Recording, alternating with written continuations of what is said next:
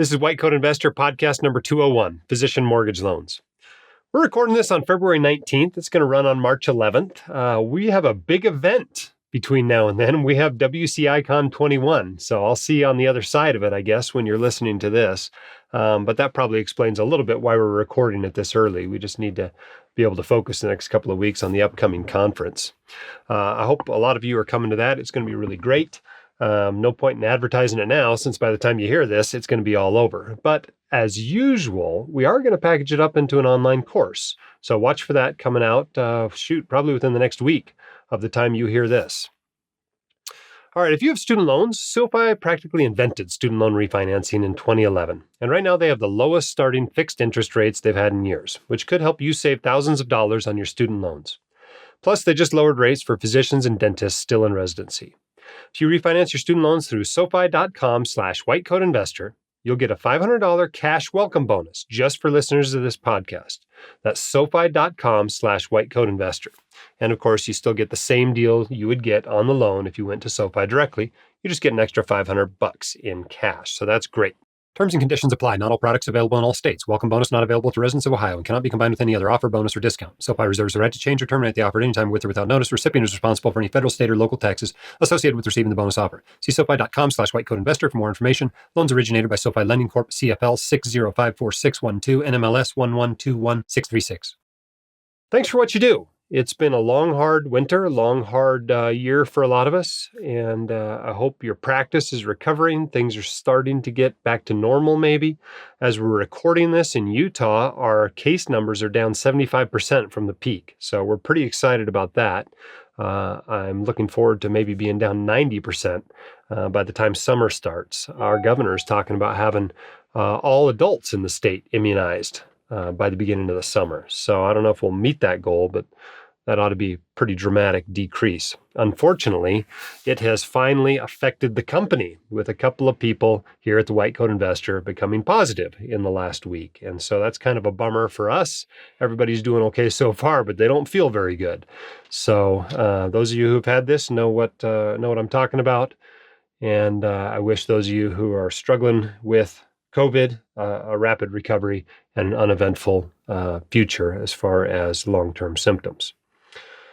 All right, we're going to be talking a little bit later in this episode with Dr. Gretchen Green. We're going to be talking about this new course she has out to teach you how to be an expert witness, which is a side gig that a lot of doctors enjoy. We'll get into that later, but if you're interested in that, you can check out her course, whitecoatinvestor.com/expert witness. And there's a sale on that. It goes from March 10th through the 17th.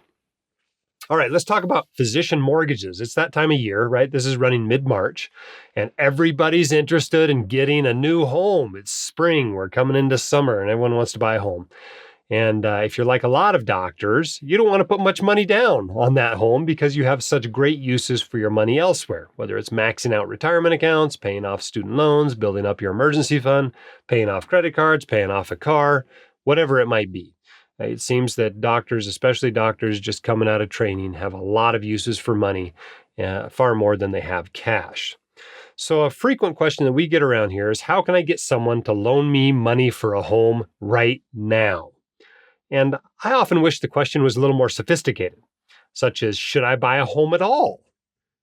And my answer to that one is that you should buy a home when both your professional and your personal life is stable. Right? If you think you might be getting married 6 months from now, it's not time to buy a home. If you think you might leave your job soon, it's not time to buy a home, right? But when both of those are stable, then it's probably an okay time to buy a home. Another question that I wish people would ask more often is, should I use a doctor mortgage or a conventional mortgage? And that answer really comes down to the alternative uses for your money. If you have some other really great uses for your money, it's okay to use a doctor mortgage and put a little bit less down. If you don't have such great uses for your money, get a conventional mortgage and use that money for a down payment. But such is life. So the question we get most of the time is, how can I get someone to loan me money to buy a home right now? Well, if you're a doctor without much money to your name, the answer to this question is usually a physician or a doctor mortgage. And they're available to people that aren't doctors, right? MDs and DOs obviously qualify. Most of the time, dentists will qualify for these loans as well. Everybody else, it just depends on the lender. Some lenders do and some lenders don't. To pharmacists, to nurse practitioners, to PAs, veterinarians, attorneys, physical therapists, occupational therapists can qualify for these with some lenders, but it just depends on the lender. There's a post on the blog that talks about doctor loans for other professionals that goes into details as far as which lenders will lend to other allied health professionals and other high-income professionals. But for the most part, we're talking about physicians and dentists when we're talking about doctor mortgages. So we're going to answer a couple of listener and reader questions about mortgages. But first, let's talk a little bit about what's new with physician mortgages this year. It's obviously a product that's used frequently by white coat investors. You can get more information about the lenders that offer these in your state at whitecoatinvestor.com/doctor loan. But there have been a couple of changes. One is due to the pandemic and the economic uncertainty, some lenders are requiring you to have more money in reserve. That can be as much as 12 months worth of mortgage payments, right? So if your mortgage payment's $3,000 a month, they might require you to have $36,000 sitting in a checking account, preferably a checking account of their bank, in order to give you a doctor mortgage. So be aware of that. The most appealing feature of a doctor mortgage, a physician mortgage loan, of course, is that you can put down less than 20% and not have to pay PMI, which is private mortgage insurance.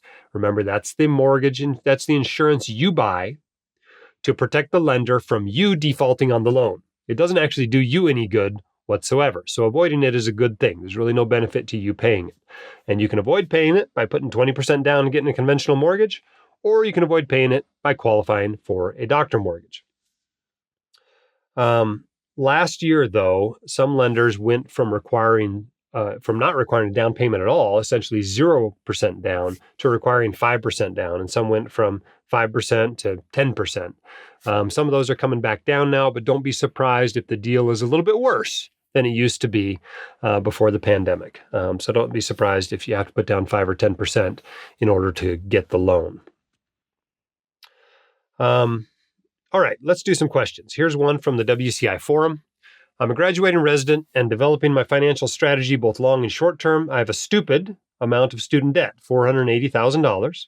I've currently budgeted out projections for next year and will be able to afford to pay off $85,000 to $90,000 of loans a year.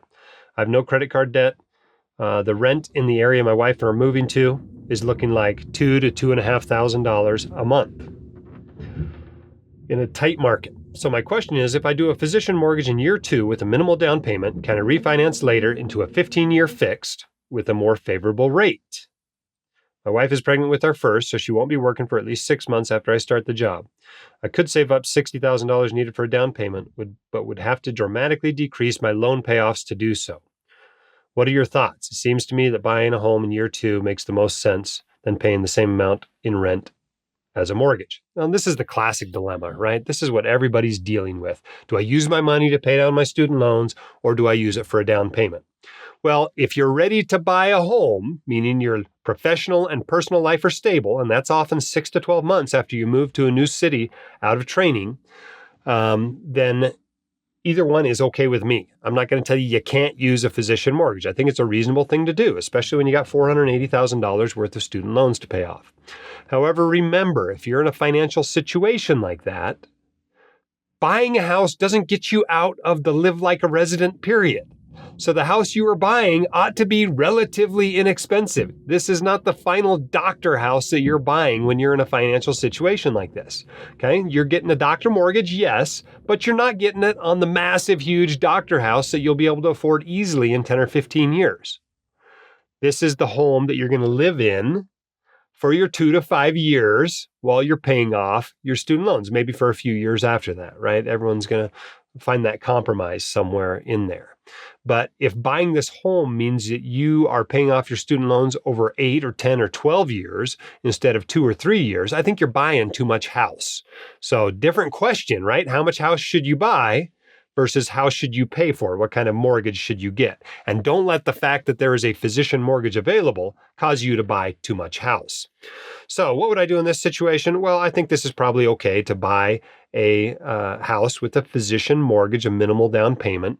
I think that's probably a reasonable thing to do. It sounds like this doc's going to have the student loans paid off within 5 years. So that's living enough like a resident, I think. But the question here is, if I do a physician mortgage in year 2 with a minimal down payment, can I refinance later into a 15-year fixed with a more favorable rate? Well, you can refinance, right? You may have to have 20% in equity at that point, whether it's from paying down the loan, bringing more money to the table, or from appreciation of the house. But you can certainly refinance later. Will it be a more favorable rate? Well, that depends on what interest rates do in the future. No guarantees, right? If interest rates climb dramatically between now and then, you may want to just stick with the rate you got with the physician mortgage.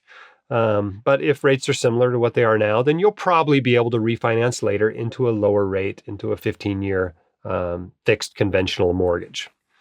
All right, next question. My girlfriend and I are residents who have 3 years left in residency and are looking to buy a house. We are currently paying $1,800 for rent in an apartment building. Home rentals are $1,500 to $2,500 for outdated homes. To purchase a recently renovated home will cost $220,000 to $250,000. I can get a 30-year fixed physician mortgage loan with 0% down with 3% interest. Is it worth all the costs and fees to buy a house and sell it in 3 years than to spend that time paying $1,800 each month for rent? Residents most of the time should not buy homes, okay? Especially if they're not in a stable professional and personal situation. Living with your girlfriend is generally not a stable personal situation. It usually goes one of two ways within just a few years. You usually either get married or you break up. Now, if it works out that you get married, okay, fine. That's obviously becomes stable eventually. But as a general rule, you don't want to buy a house with somebody that you're not married to. It just gets really ugly. Far better for one of you to buy the house and the other one to rent from you or to live there free or whatever. But in the event that you break up, it's very clear what happens with the house, right? Make it very clear from the beginning what's going to happen if you break up, because this is a business transaction. In marriage, there are some protections there. You go to court or mediators or arbitrators or whatever, and you sort it out. When you're not married, it becomes very unclear, and it's really about whose name is on the title. And it's a lousy time to be trying to get somebody's name off the title when you're not even speaking to each other. So in general, I don't think residency is a great time to buy. I don't think it's a good idea to buy with somebody that you're not married to. And you don't justify it just because, you can rent a house and the mortgage payments may be a little bit less than rent. Mortgage payments are supposed to be less than rent. Imagine you're a real estate investor, right? If the mortgage costs more than the rent, then you're losing money on that property, right? The rent has to be dramatically more than the mortgage, because not only does it have to pay for the mortgage, it has to pay for all the other expenses associated with the property and provide you some profit. So don't just compare mortgage to rent. That's a mistake a lot of people do. They start looking at $1,800 a month as throwing money away. No, you're not throwing money away. You're exchanging it for a place to live. When you buy a house, you throw a lot of money away too. Interest, property taxes, maintenance, transaction fees, all that is throwing money away, just like renting is, right? You're just exchanging it for a place to live. All right. So if you need a doctor loan, check out what's available at whitecoatinvestor.com/doctor loan. We have a list of lenders in every state that can provide you a physician loan. Remember the components of that. The primary one is that you can put down less than 20% and not pay PMI. But also in general, they will take a contract, an employment contract, rather than requiring you to have pay stubs. And so you can buy the home before you actually start working. That's another big benefit of a doctor loan. Now, if you're going to be an independent contractor or otherwise self-employed, you're going to run into some problems there. Sometimes it can be worked out, but a lot of the time you're still going to have a year or two of demonstrated income on your tax forms in order to get that loan. So expect that. If you are going to be self-employed, expect to run into that issue with any mortgage, whether it's a doctor loan or not. The other thing that you can usually get with a doctor mortgage loan is that they will only look at the payments that you have to make for your student loans rather than how much you owe in total. So if you're on some, repay program and your payments are $200 a month, they're only going to look at that rather than the fact that you owe $480,000 in student loans. So those are the big benefits of a physician mortgage loan. Use them wisely. They can be reasonable to use. I'm not going to go all Dave Ramsey on you and say you can't buy a house until every cent of your student loans are paid off. But you need to be wise about it. You need to have a plan for those student loans. You need to have a plan to build wealth. You don't want to let just the fact that somebody will loan you money cause you to borrow more money than you should and buy more house than you should. All right, let's get to a related question from one of our favorite listeners, Tim from San Francisco, who's always got good questions for us. Let's take a listen to his question. Hi, Jim. It's Tim in San Francisco. My family and I have been thinking about buying a home recently. Unfortunately, home prices across a lot of the country seem to be pretty high right now, presumably due to very low interest rates. Do you think that low interest rates are good because they mean that you can lock in sort of a low payment plan, allow you to essentially leverage the money you would have spent on your home, but may also increase volatility risk of the principal in your home? What I mean to say is that if interest rates go up, then maybe demand for housing will go down. And so then the price of the house that you just bought will plummet, even though you got a very low interest rate on it. Thanks for your thoughts. Poor Tim. I really feel bad for those of you who live in San Francisco or Manhattan or DC or even LA these days. You're facing this dilemma of pouring this massive amount of money, this huge chunk of your net worth now and later into housing.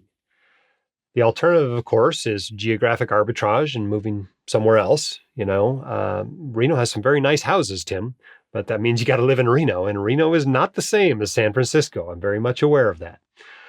So I don't envy your dilemma. It's a problem for sure. And when I tell people that you should keep your mortgage to no more than 2 times your gross income, I recognize that some of you in these crazy expensive places to live may have to stretch that a little bit.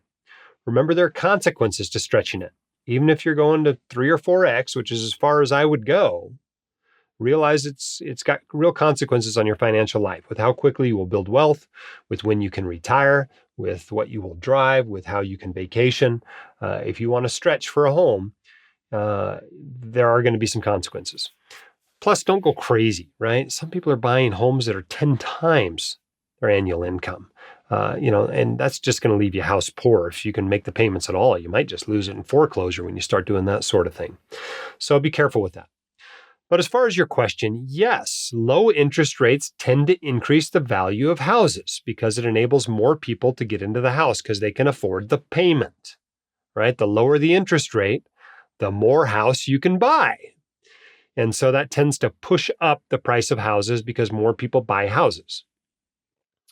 Conversely, when interest rates go up, which presumably they will at some point in the future, nobody really knows, maybe they'll be low for decades like they have been in Japan.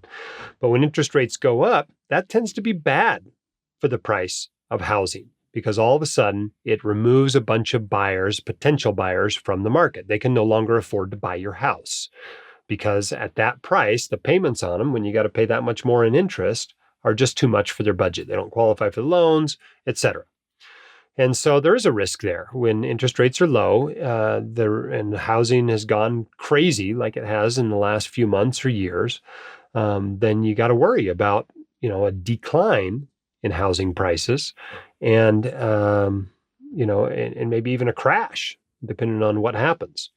Perhaps it just remains level for a long time and you don't get as good of a return out of that purchase as you otherwise would have. This is all kind of a big dilemma, what to do. And without being able to forecast the future, it becomes very difficult. And that's why my advice is generally buy a house if you're going to be there long term and your professional and personal life are stable. I think it's okay to buy a house in San Francisco. Don't buy too much house. But when you know you're going to be there long term and you don't expect any changes to your life, it usually does work out better to buy a house. But I can't predict what San Francisco home prices are going to do over the next 10 years any more than anybody else can. So be careful. Don't put too much of your life into it. But as a general rule, in the long run, buying comes out better than renting. All right, let's take our next question here. Hi, I'm a VA hospital chaplain in California. We love where we live, and we were wondering if you could give us advice about repair versus replacement of a home. Our house is from the 1940s, and at some point, it seems, with Tesla solar roofs and electric cars and everything else, that it would just be better to replace the house. We don't really want to move, and we're wondering at what point can we maintain our tax basis taking down walls and an overhaul of the house versus knocking the whole thing down and having an entirely new cost basis.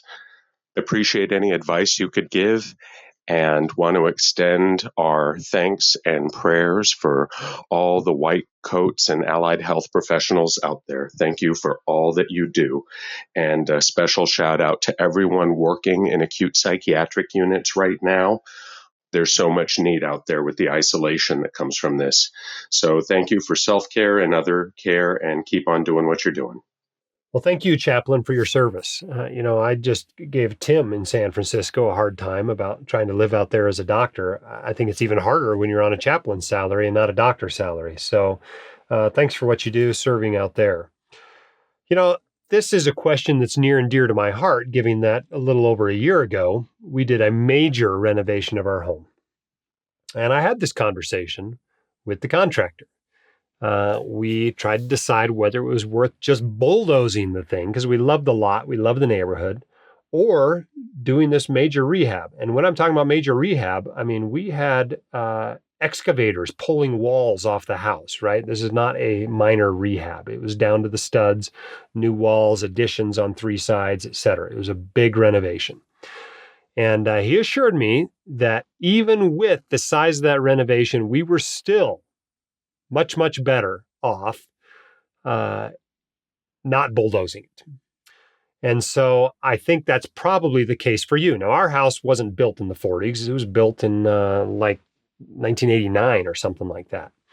But, even so, there are some advantages to doing a major rehab rather than bulldozing and starting over completely.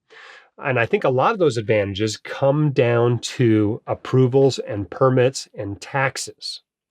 I think it's easier to get the permits for renovations than it is to get permits for brand new buildings. And I think they're cheaper. The other thing that happens is my taxes didn't change. It's a much bigger house. It's a much nicer house. It's a much more expensive house. And my taxes barely went up. In fact, we've been in here now for 8 months. Now, granted, some of this may be due to the pandemic, and the tax guy hasn't even come around yet. And my contractor had this similar experience. He had bought a house, or not bought a house, but built a house from the ground up and ended up paying a whole bunch of money in taxes. And then subsequently, when moving to my neighborhood, he just did a major renovation, very similar to what we did, actually.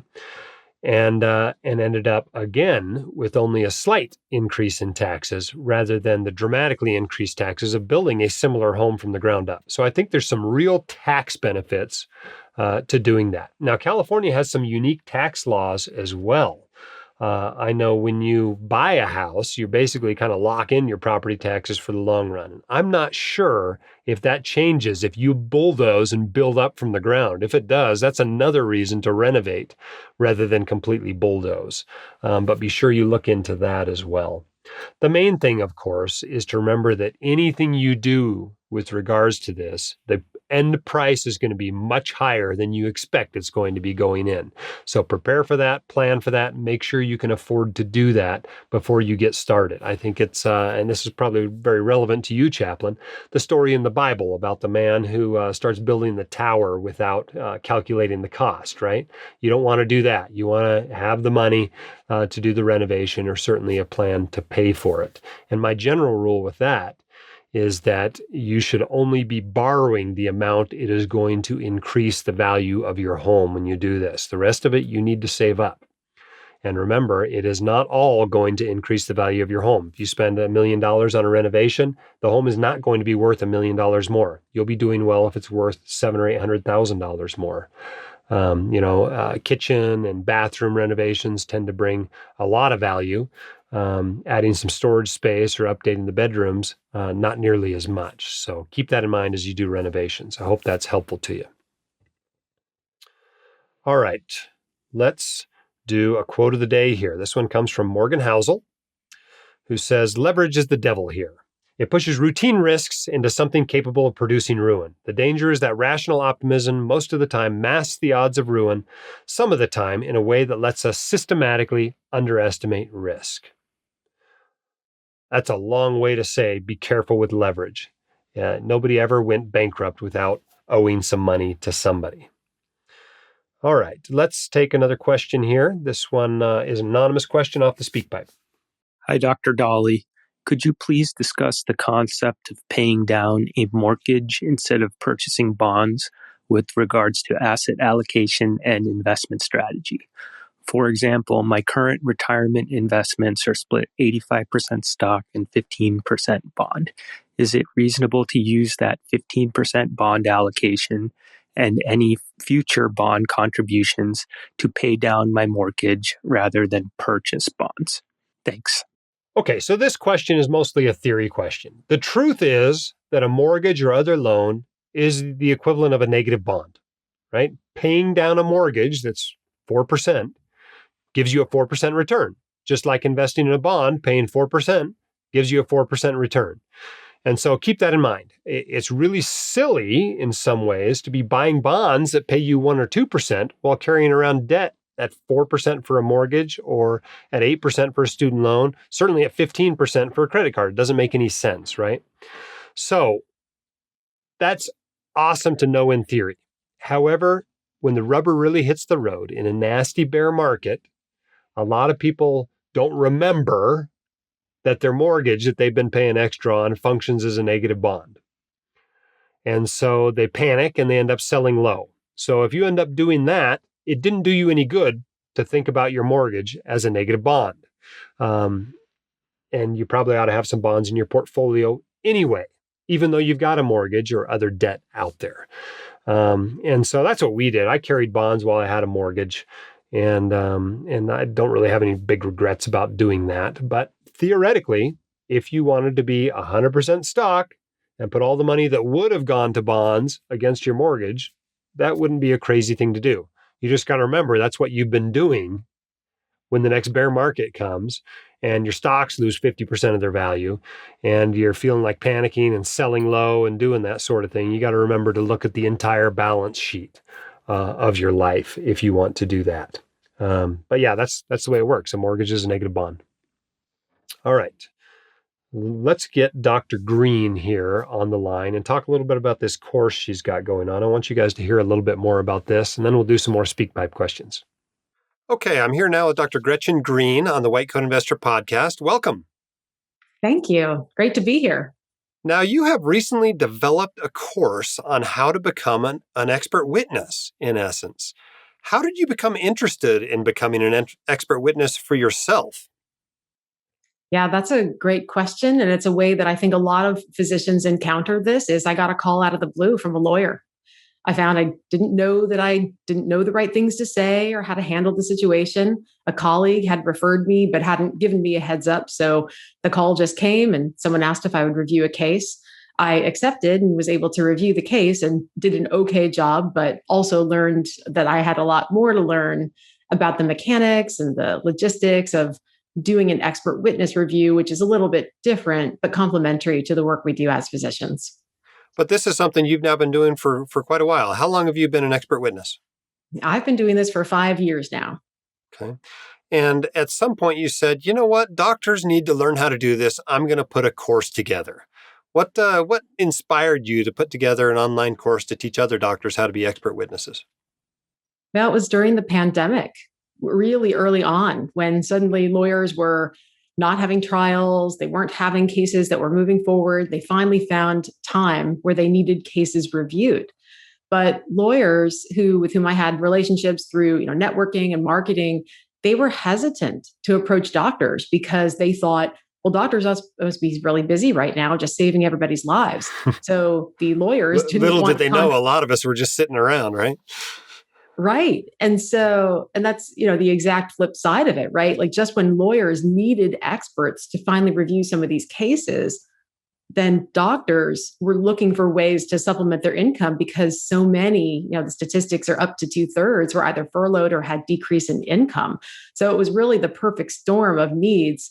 And this was a way to get both sides together to help physicians learn the ropes without having to do all the trial and error, get folks up and running in an 8-week course where they would be ready to start cases right after completing.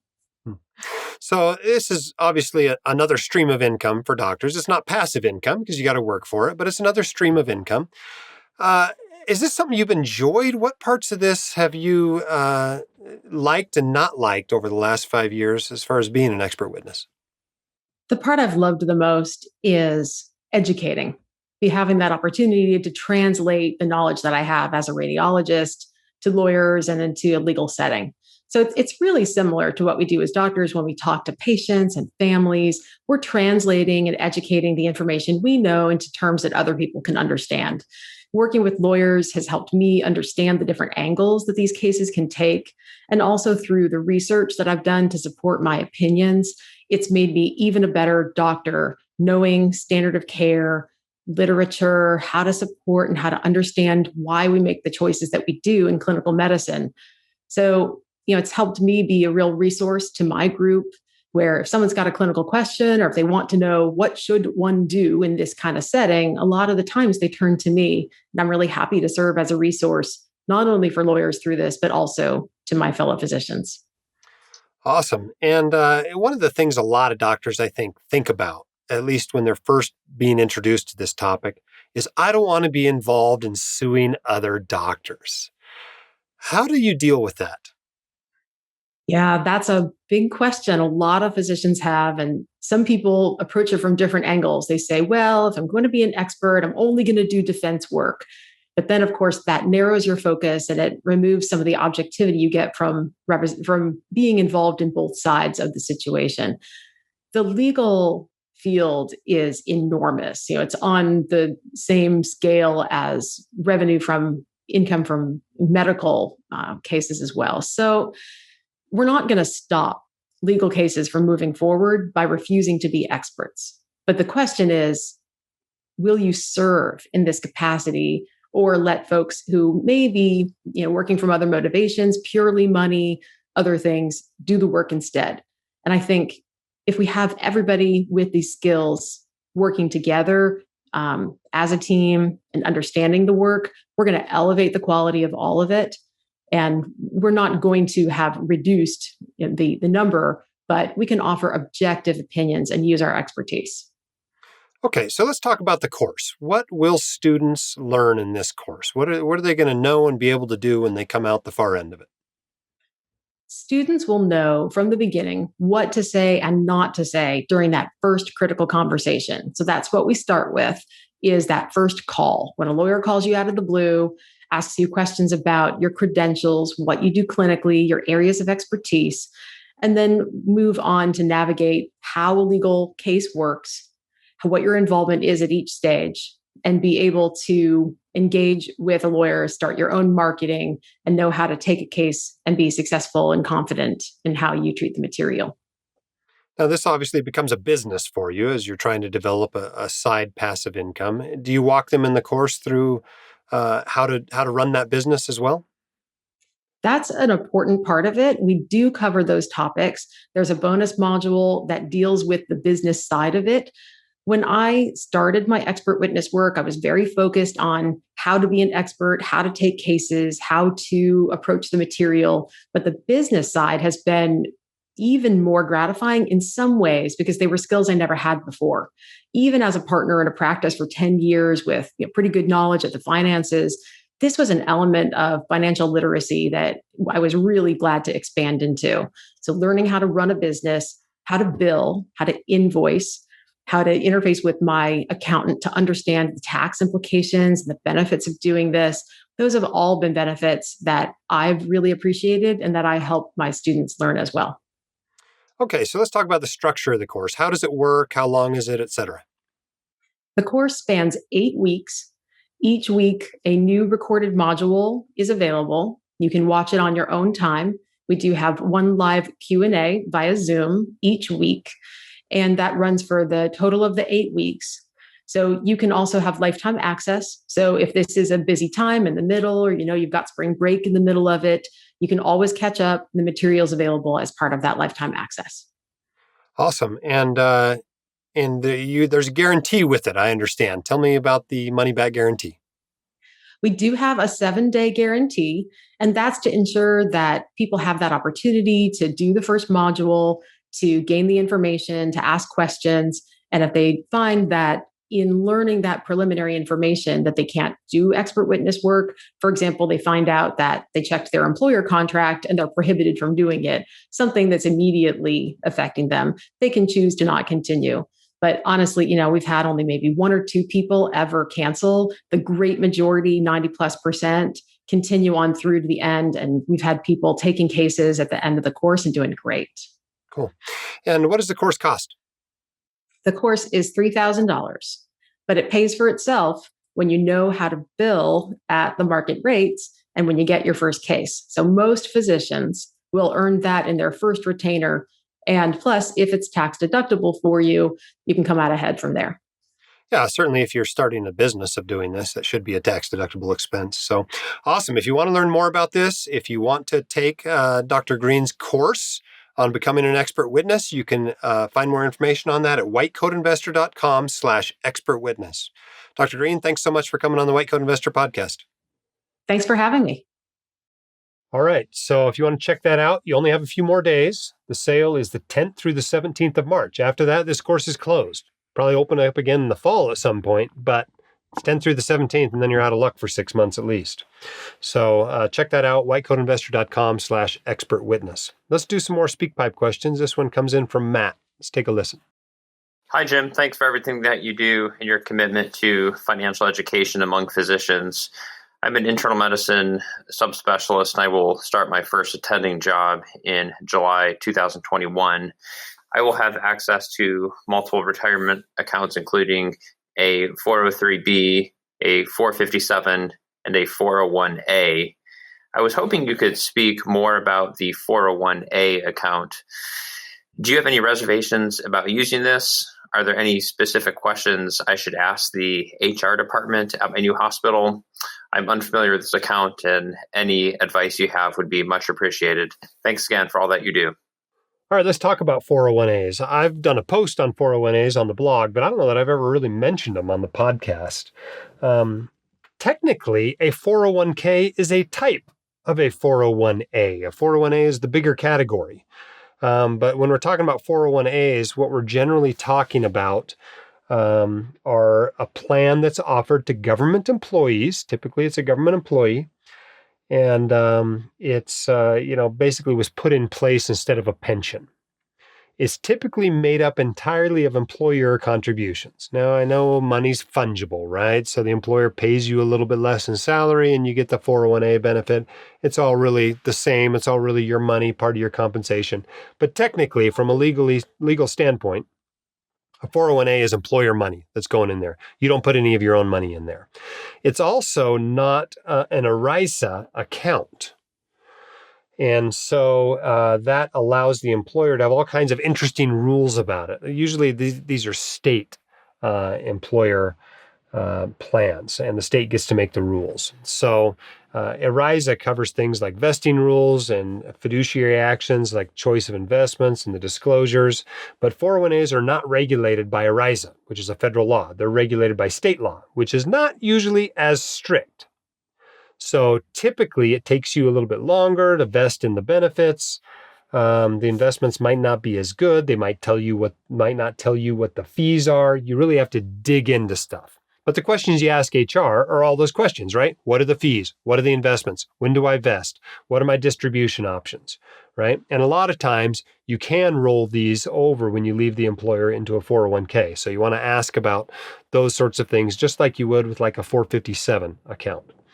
But typically, these contributions are not optional. They're usually employer contributions that they're going to put in there no matter what you want to have done with the money. And so look into it and ask about that because, like I said, these plans can all be a little bit different.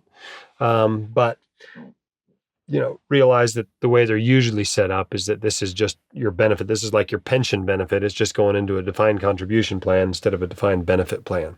You also need to be real careful about those fees, right?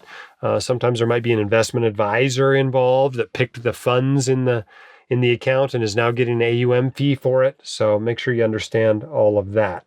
But as a general rule, you may be offered a 401a, a 403b, and a 457. And as a general rule, you want to use all of those accounts at your employer, especially a government employer, because that usually means the 457 is a government 457, which has better distribution options than a non-governmental 457. So I hope that's helpful. Every one of them is a little bit unique, so find out exactly how much goes in, where the money comes from, what the investments are, what the distribution options are, what the fees are, and that should be enough information for you to be able to make a decision as far as how you're going to use it in your overall investing plan. All right, let's take a question now from Dustin off the SpeakPipe. Dr. Dolly, first, thank you for all that you do. I am an academic physician who was lucky enough to stumble across your content as well as the content of other like-minded individuals as I began to educate myself on financial literacy towards the end of fellowship. I now want to pass on some of this knowledge to the upcoming generation and am considering developing curriculum for students, residents, and fellowships at my institution and regionally. As I start to consider what content and what resources I might provide to these individuals, I start to think about the possibility of partnering with local individuals who might be selling disability insurance or life insurance, or who might be financial planners. This gives me pause, as I don't want to have any significant conflicts of interest. I don't want to direct folks who are giving their trust in me into the hands of people who may have questionable motives.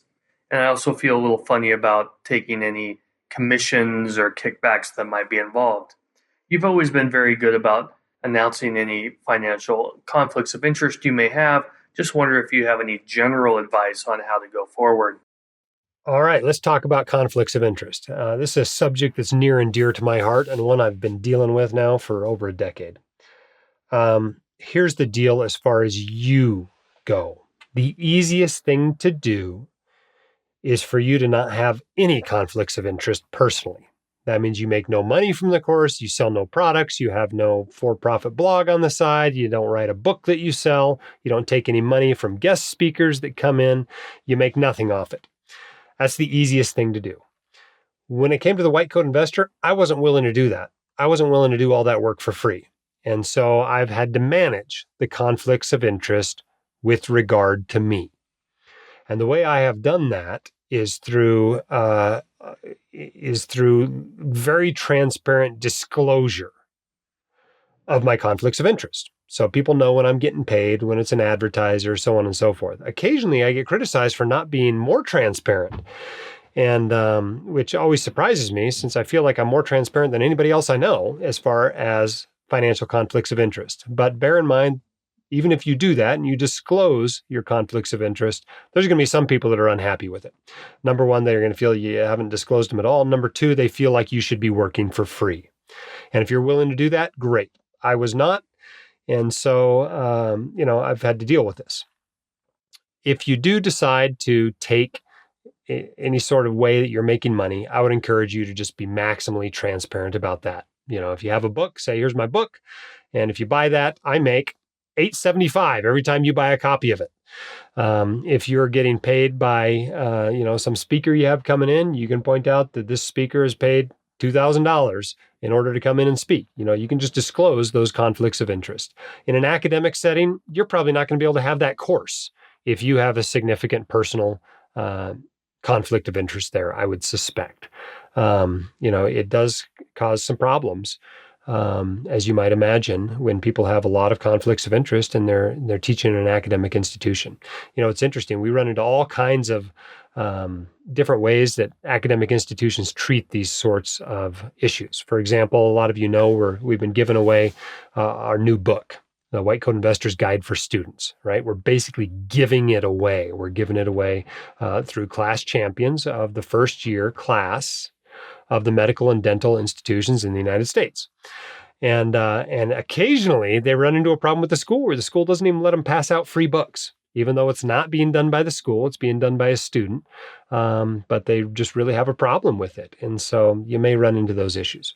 As far as guest speakers for your course, I think the best you can do is to just disclose that if people go to them and buy services from them, they get paid. And so they have a conflict of interest. A disability insurance agent, for instance, has a conflict of interest in that they are more likely to recommend that you buy a disability insurance policy, that you buy the ones they sell, not the group policy provided by the residency or whatever, that you buy as much of it as possible and that you buy as many bells and whistles as possible. So I would just be very clear about those conflicts of interest when they come in. But don't kid yourself. Just by bringing that person in, they're going to get some business from it. Some of those students or residents or whoever are going to listen to their spiel and they're going to go, well, I know this guy. He seems like a good guy. I'm going to buy my disability insurance through him. And they're going to get some business from it. And all you can really do is disclose those conflicts of interest. The alternative is that you can make nothing from the course, you can get paid nothing, and you can bring in no guest speakers, other than ones that also have zero conflicts of interest. That's really hard to do, though. You'll have a hard time putting together a course like that, and you probably won't get as much of an expert as you will from somebody that actually works in that field.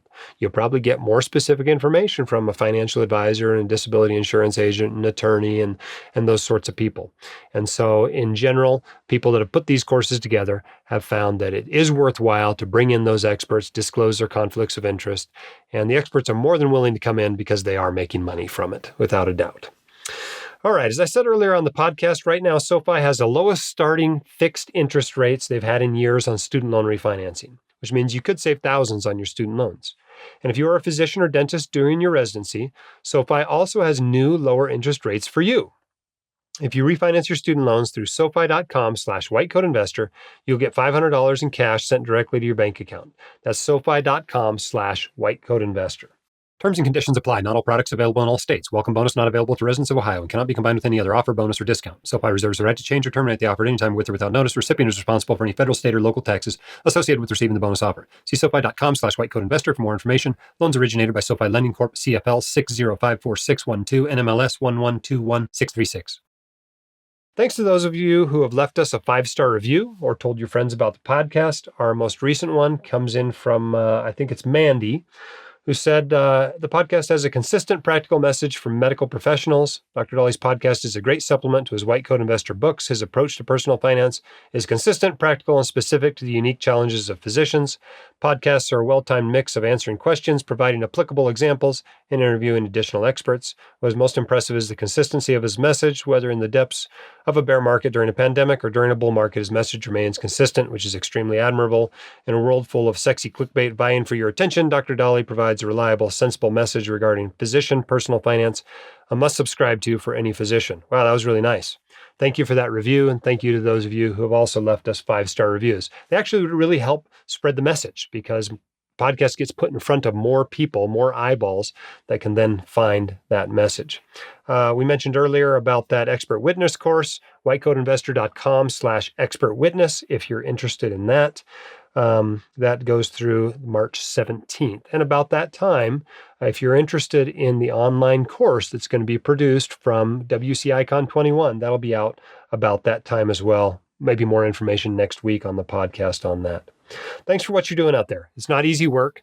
You could have gone into something else and made a lot more money. Let's be honest. If you put as much time and work and effort and intelligence into anything else that you've put into medicine, you could be doing very well. So thank you for making that sacrifice, going into medicine, going into dentistry, going into law, whatever it is you do. Thank you for doing that. Keep your head up, your shoulders back. You've got this and we can help. We'll see you next time on the White Coat Investor Podcast. My dad, your host, Dr. Dolly, is a practicing emergency physician, blogger, author, and podcaster.